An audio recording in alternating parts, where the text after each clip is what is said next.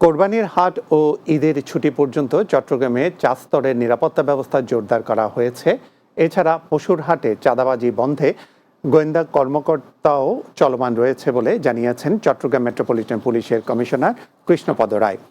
চট্টগ্রাম কর্ণফুলী পশুর হাট পরিদর্শন শেষে তিনি এইসব কথা জানান। এই সময় সিএমপির অতিরিক্ত পুলিশ কমিশনার আব্দুল মান্নান মিয়া, অতিরিক্ত পুলিশ কমিশনার মাসুদ আহমেদ, উপপুলিশ কমিশনার মুখলিসুর রহমান সহ সিএমপির ঊর্ধ্বতন কর্মকর্তারা উপস্থিত ছিলেন। আসন্ন ঈদ উল আজহার পশুর চামড়া সংরক্ষণের জন্য চট্টগ্রামের বিভিন্ন এতিমখানায় প্রায় ৩০ টন লবণ বিতরণ করা হয়েছে। বিসিক চট্টগ্রাম ও চট্টগ্রাম লবণ মিল মালিক সমিতির যৌথ উদ্যোগে এইসব লবণ বিতরণ করা হয়।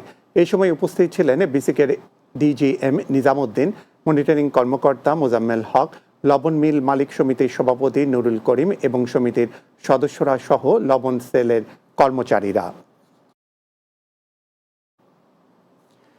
চট্টগ্রামে পবিত্র ঈদ উল আজহার কোরবানির বর্জ্য অপসারণ কাজের পূর্ব প্রস্তুতি সমন্বয় সভা অনুষ্ঠিত হয়েছে।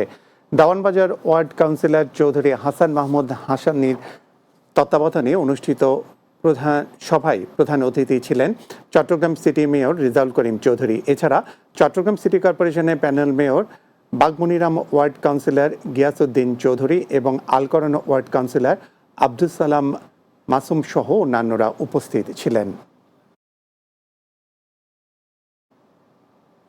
রাতের বাংলা নিচে আরও একটি বিরতি, সঙ্গেই থাকুন।